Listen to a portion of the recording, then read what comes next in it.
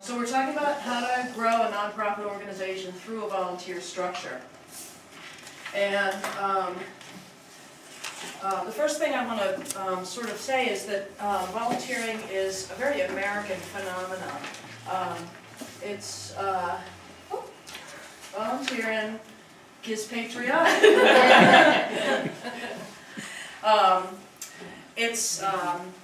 Communities could not exist without volunteers in this country. One of the earliest examples of volunteerism is the old-fashioned barn raising. Neighbors coming together to help somebody who needs some assistance in completing a chore. Today, fires are fought in many communities by volunteers.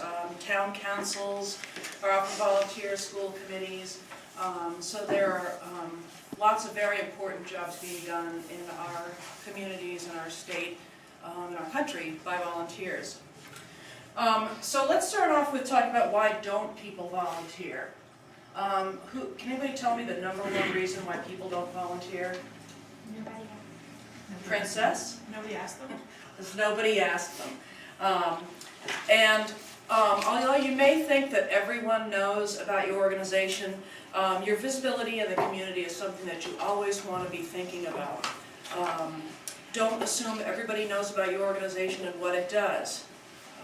You want to think about, do people recognize you as the authority in the area in which you provide services or in which you work? When was the last time your donors or neighbors were invited in? You want to check media references about your organization. How many are there? What kind of impression do people get from reading an article about you if there has been one printed? Another thing you can do is at your next staff meeting, ask everybody to write down the top 3 pieces of information that you think the community should know about your organization, and see what answers you get. It could be interesting to see that there might be a variety of answers from your various different staff members. Also, another good idea is to have outsiders look at your materials. Have people who are not part of your agency look at your materials and see if it's communicating what you think it's communicating, because that may not always be the case, because you are so close to the work that you do that you may be missing something or explaining something in a way that the average person wouldn't understand it. So you want to think about ways to invite the public to learn more about your organization. And there's lots of different ways to do that. You can have an open house at your location, invite the neighborhood in, invite stakeholders in your organization to come and be a part of it. You can host an event. Literacy organizations, for example, can host something like a celebrity spelling bee, the town council against the town newspaper or something like that. Think about different types of events where the community would be interested in going to be a part of that event. So those are some ways that that you can think about how well your organization is recognized in your community. But people do volunteer. The statistics are that 44% of Americans volunteer, which amounts to 84 million people in our country, which is about the equivalent of 9 million paid workers. And with the average value of a volunteer hour, it works out to about $200 billion or more of in-kind time that's being donated by volunteers. So when you put it in that kind of context, the dollar impact a volunteer program begins to make more and more sense. But for it to work for your organization, you have to be strategic. You want to reap the greatest benefit and achieve the best results. You don't want to spin your wheels. Spinning your wheels is going to drag the whole organization down. I hear from a lot of people that volunteers are more work than they're worth, and that's definitely not something you want to even bother with. So you want to really plan ahead and think about it beforehand, before you get started with your volunteer program. So being organized or planful is where it's at. The barn raising example is another good example. If you don't have everything planned out beforehand, it's not going to work. You know, maybe this guy has a fear of heights, so you don't want to put him up there, but he's really good with this chompy thing. So, you want to put him in the right position to achieve the greatest benefit. You want to make sure that all your materials are there on the day of the barn raising. You want to make sure that there's food for people. You want to have a job for everybody who's going to show up. And if you don't have these things in place on that first Saturday, chances are you're not going to get anybody to come back next Saturday. So this is a really good example of why planning is important. So there's big picture planning, and then there's micromanagement planning. Some examples of micromanagement stuff is having job descriptions for every volunteer position at your organization. Another one is making sure that every volunteer has a contact person at that organization, that they know that that's the person they can go to if they have a question or a concern.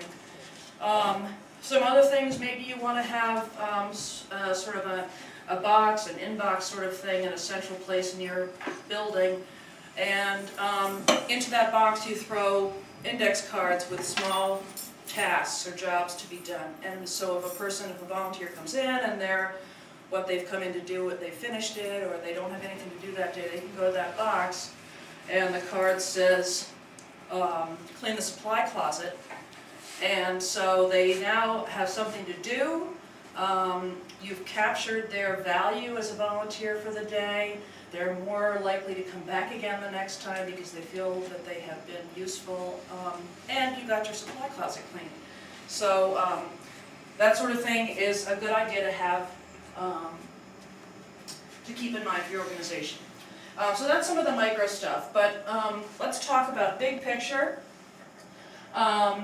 And there are 4 basic components to think about: recruitment, training, supervising, and retention.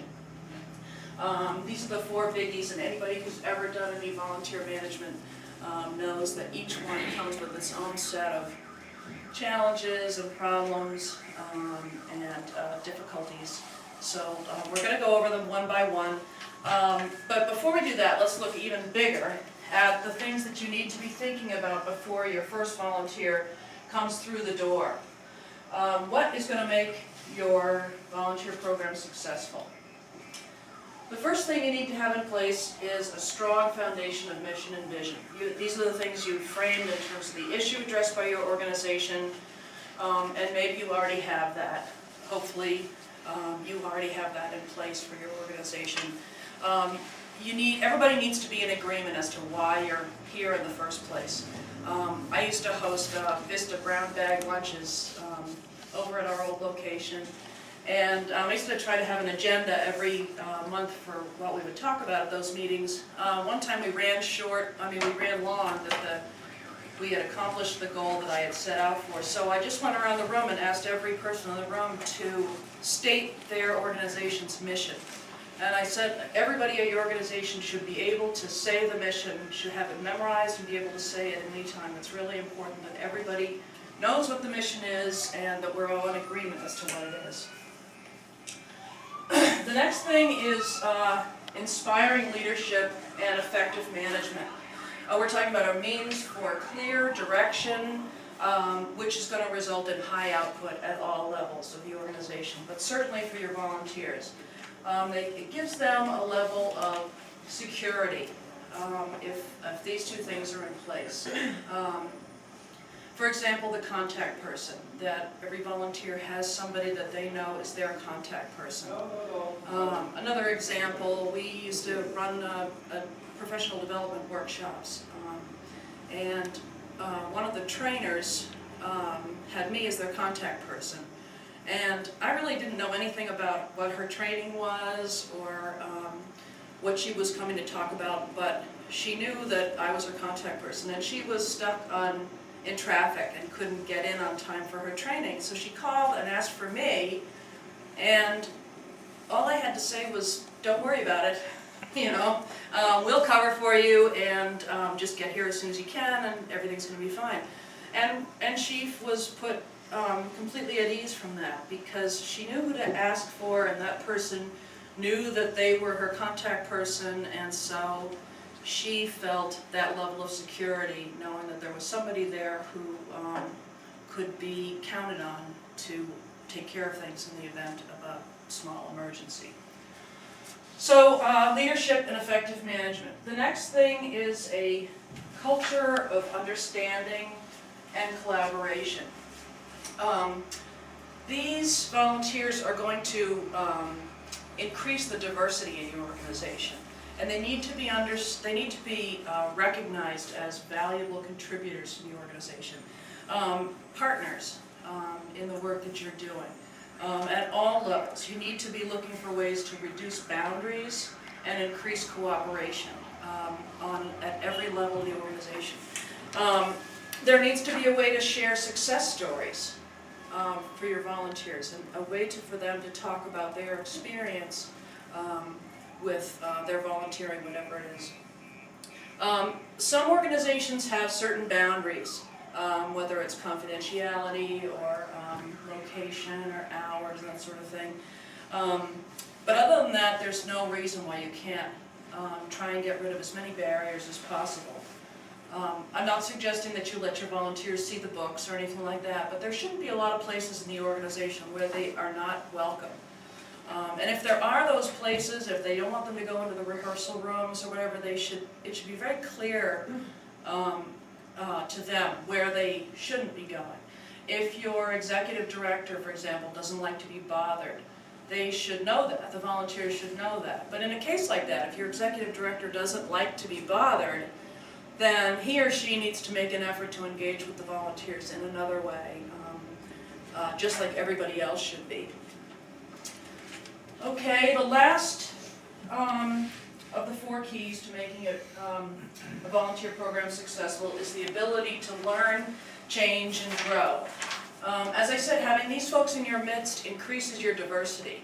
You want to think about learning from them.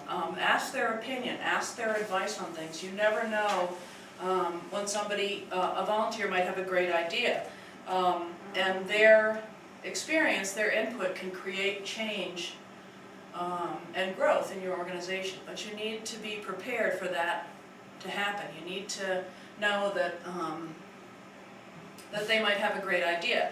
Maybe you have a volunteer who's a senior, for example, and they notice that the front door is hard to open, or there's no railing on the front steps, or that the events you're holding are at a bad time for them, or the location is a bad location for them. These things didn't occur to you because you're not dealing with the world in the way that they are. And so this is an opportunity for you to adapt and accommodate, and you're improving your organization, you're improving your system, you're encouraging more people to be a part of your organization. So it's more than just asking people's opinions. You need to be prepared for the fact that one of them might have a really terrific idea.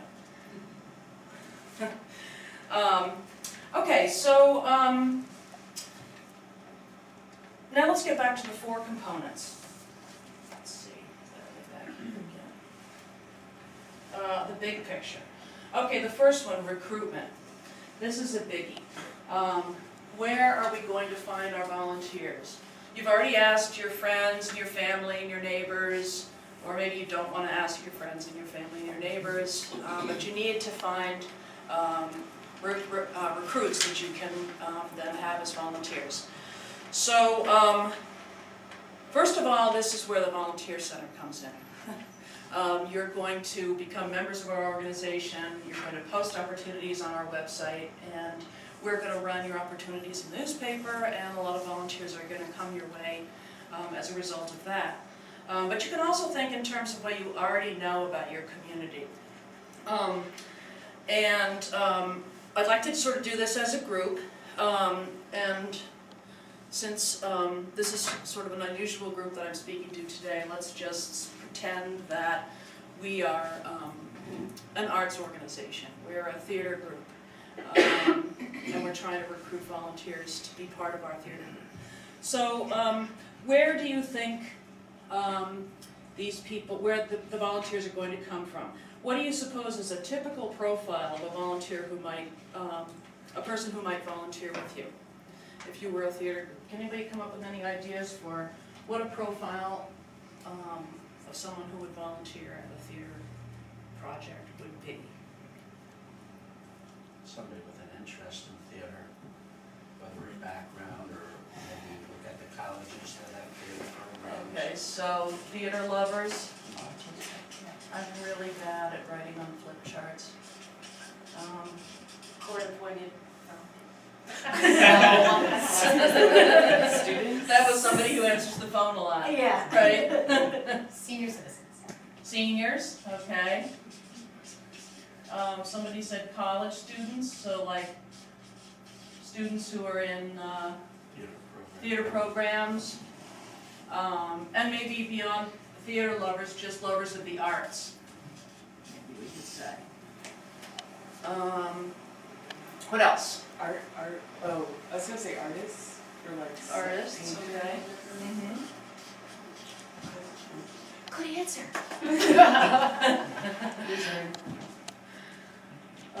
Okay. Actors. Yes. Okay, actors. True. Maybe even like people who, like readers, you know, people who read, or people who are interested in particular types of reading or that sort of thing. So I'm going to put that down too. Yeah, Princess? Someone who's looking for an experience in that, like you may have a desire to go into theater, but they haven't really had a lot of Okay. experience. So maybe theater wannabes. Groovy. Musicians. Okay. Musicians? Yeah, good. Technicians. Okay.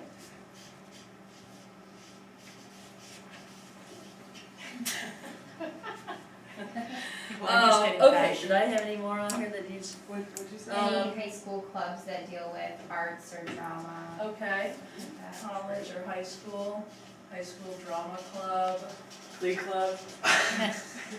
glee club. Great. Maybe like newcomers, you know, people who have recently moved to the area too might be a possibility.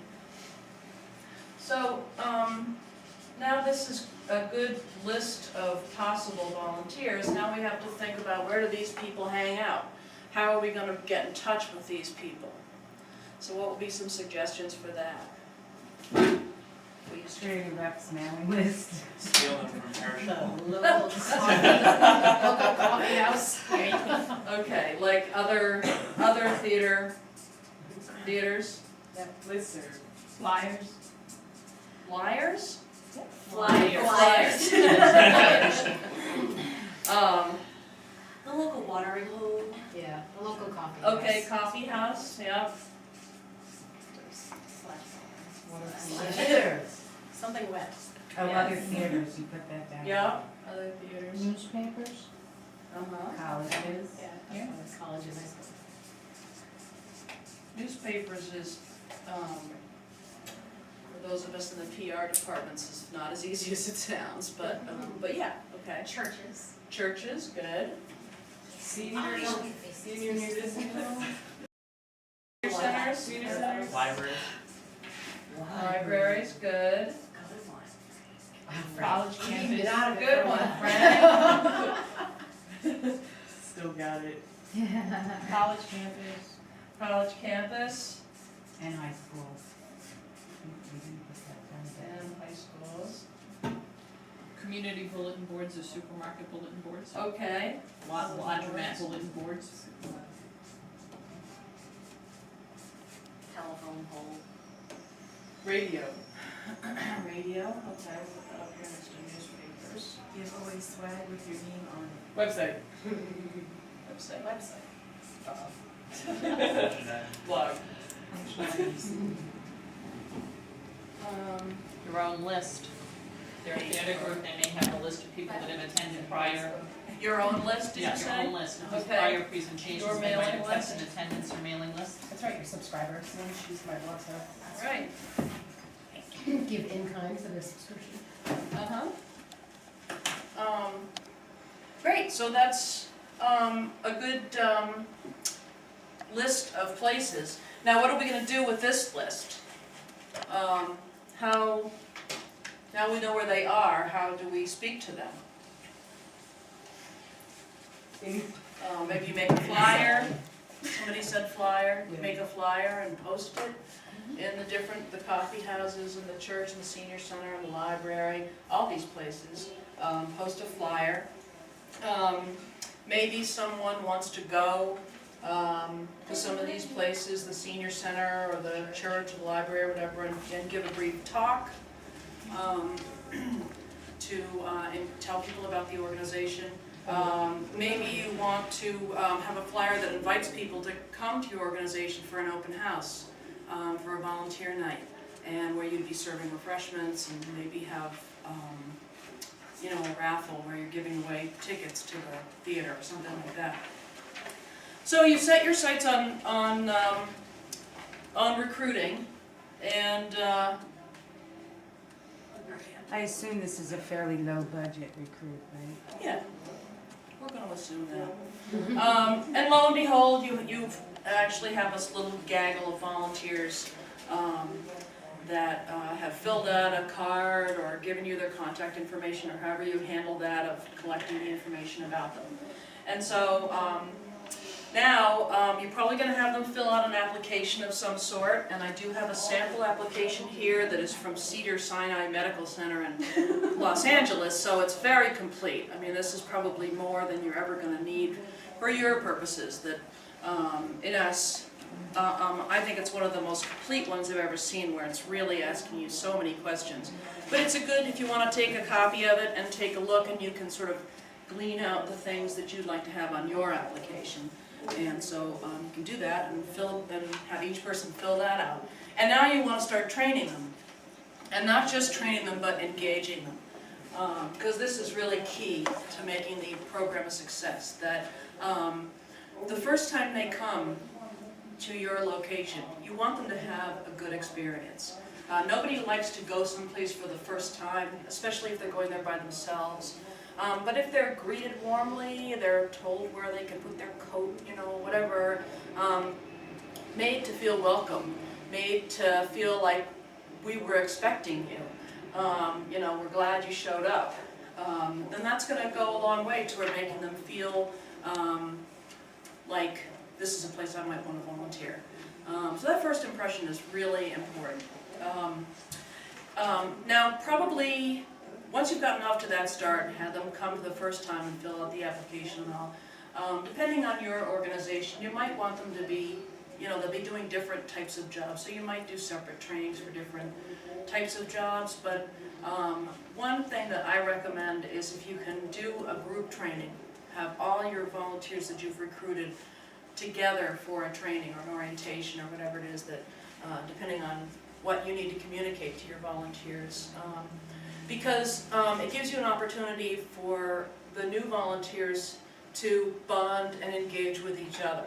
And this is gets them off to a great start, where they can, they're all in the same boat. There's a commonality there, and you can use that and help them to feel like they're a part of something already. Even though they haven't started volunteering, they're a part of the trainee group. So this can help them to start feeling that engagement, that they'll look forward to coming back to the second night of training, because they've already met a group of people and they are kind of all in the same boat together.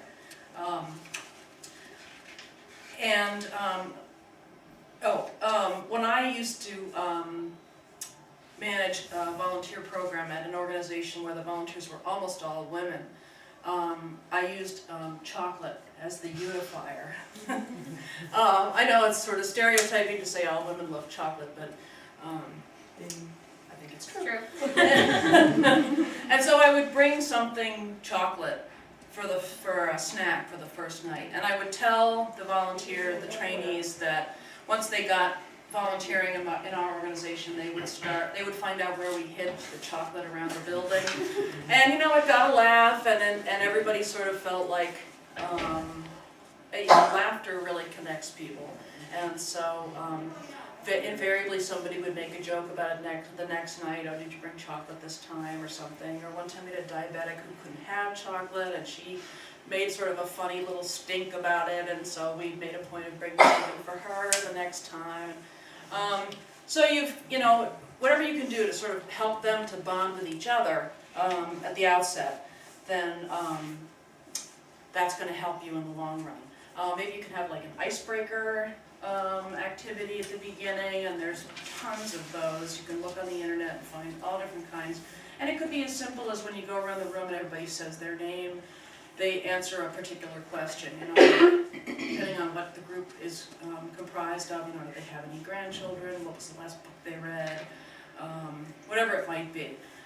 Or you can go around and Jess says, my name's Jess, and I'm from Cranston or something, and then Abbott says, this is Jess, and she's from Cranston, and my name's Abbott, and the next person. So, you know, all kinds of different things you can do, simple or more complex. You can have things where everybody gets up and does a little activity together.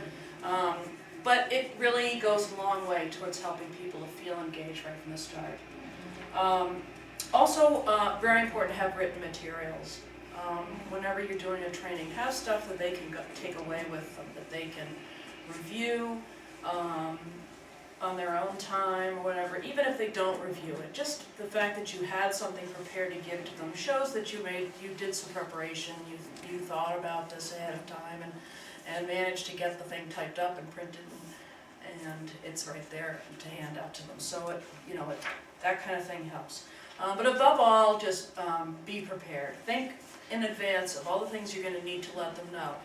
You know, maybe it's where the bathrooms are, maybe it's what to do in an emergency, who their contact person is, anything that you can think of, that's going to really help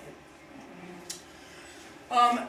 We can't go too much into specifics for training because you're not actually a volunteer management group, so normally I would talk to you a little bit about what you might want to think about in your training, but we'll just kind of skip that and move on to the next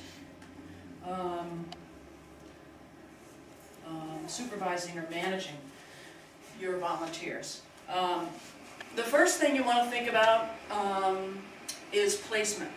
Where are you going to put these volunteers to do different things? And for that you need to think about motivators. Let's see. Switch back. Some motivators. For each different volunteer, what's going to make them happy? What's going to turn them off? And that's important. You want to put somebody in a position that they're going to enjoy, that's in line with the reason why they decided to volunteer in the first place. And I've got a list of some sort of major motivators. One is achievement. This is somebody who wants to grow, who wants to affect outcomes, either grow the organization or themselves, and they want to accomplish goals. The next one is power, and not in a negative way, but this is somebody who wants to help to make decisions, help to produce outcomes, help to solve problems, have influence. And so that's another big motivator. And then the third one is affiliation. The people are becoming volunteers because they want to be a part of a larger group. They want a social opportunity. They want to belong to your group for whatever reason. So you can see that the different types of motivators are very different. And so if you find somebody who's motivated by that desire to achieve influence outcomes, and you put them in the position of greeter, they're not going to be happy. But if you get somebody who wanted the affiliation, that feeling of affiliation in that position, they're going to be really happy and they're going to stick it out. So, so the motivation part is very important. Does anybody have any questions? What tends to be the most difficult aspect of volunteer management? I don't think it's so much that it's difficult, I think it's that people sort of forget or don't appreciate how important it is to value your volunteers. I think that's probably the number one reason why people stop volunteering, because they don't feel valued. And that's all the way, like I said, from the very first time they walk in the door, how they're greeted. If everybody just walks past them when they come in the door and nobody says, "Can I help you?"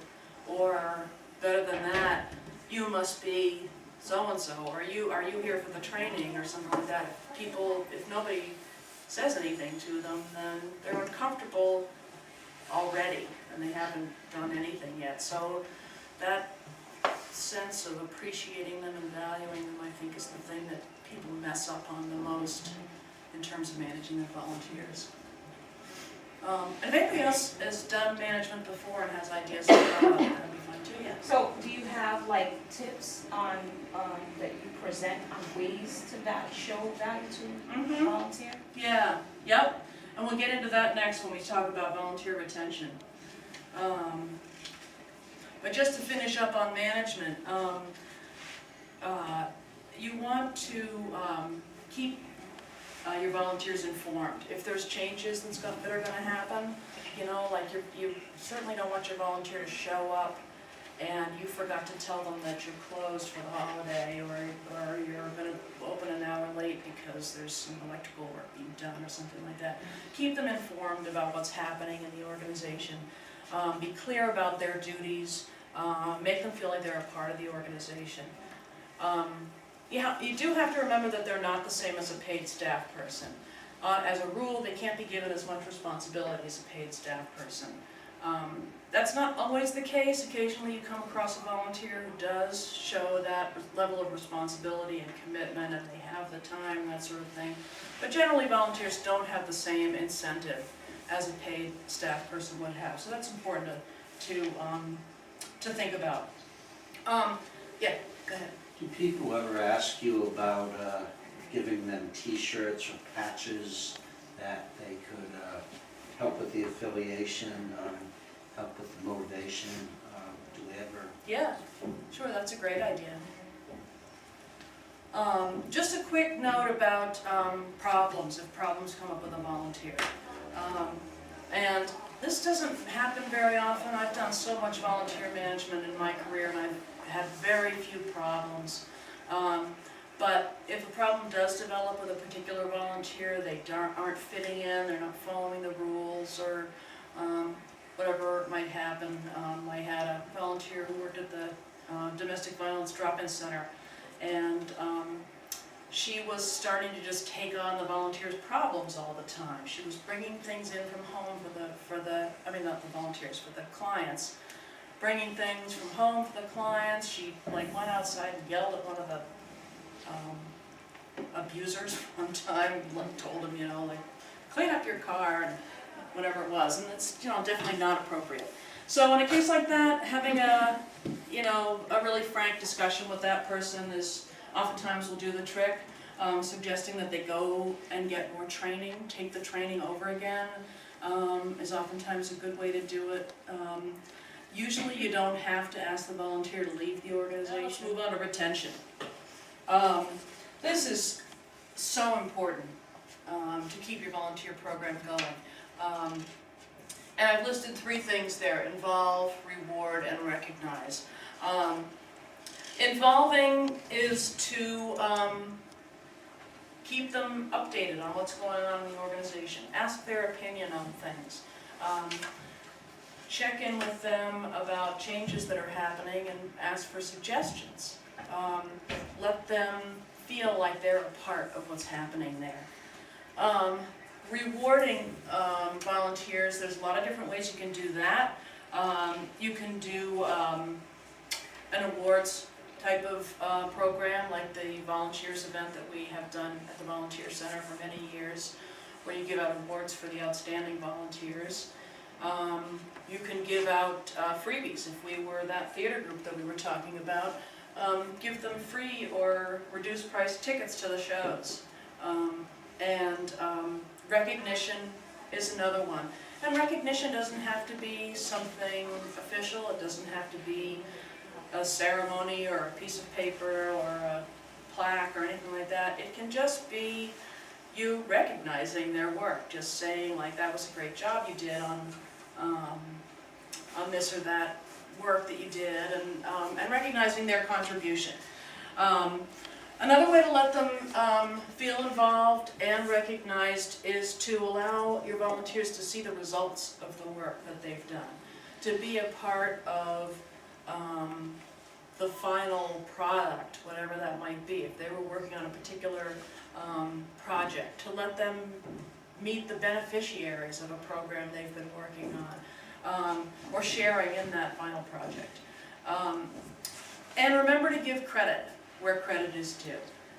Go beyond letting them know you appreciate them, let everybody know you appreciate them. When you're standing up on the stage and thanking all your great sponsors, I'd like to thank Citizens Bank, and I'd like to thank Lifespan and CVS and whatever, and I'd also like to give a big thank you to our volunteers, who we couldn't have done this without you guys. Let's have a round of applause for all everybody. Volunteers, stand up, you know, whatever. That's going to go a long way. People know that they are appreciated. So those are some ways that you can let your volunteers know that they're appreciated. I recommend doing all of them, and as often as you can. And everybody in the organization do it. Everyone in your organization should know the volunteers' names, and make a point of saying hello to them when they come in, call them by name. These things will help them to feel like they belong, and so they're much more likely to come back the next time and continue to volunteer with you. Volunteers, they enhance your customer experience, they are cost effective, they're not free, because you do have to realize that you need to have some part of your budget going to providing pizza when they're working on a project late in the day, or doing those awards ceremonies. You want to have some money for the food or whatever it might be, but they are cost effective. As I mentioned, they increase your diversity and your think tank. They're goodwill ambassadors for your organization, which is, you know, not to be underestimated. And studies show that people who volunteer tend to give more money to charity than people who do not. There's also evidence that annual tend to lose interest in your organization after a while, and asking them to volunteer is a great way to get them back into having an interest in your organization. And they may, even if they don't volunteer, they will appreciate having been asked. Also, money can follow volunteers. Their company may have a matching fund. Their family and friends may want to support this organization that they're always talking about, that they're so involved with. So there's a lot of ways that your volunteers can bring more money to the organization. So yeah, treat them well and you'll reap a lasting reward. This is the place where I show people how they can access the website, and then here's the old home page. Hasn't been updated in a while. And then I would show that this arrow here points to where you can log in or register if you want to join the agency.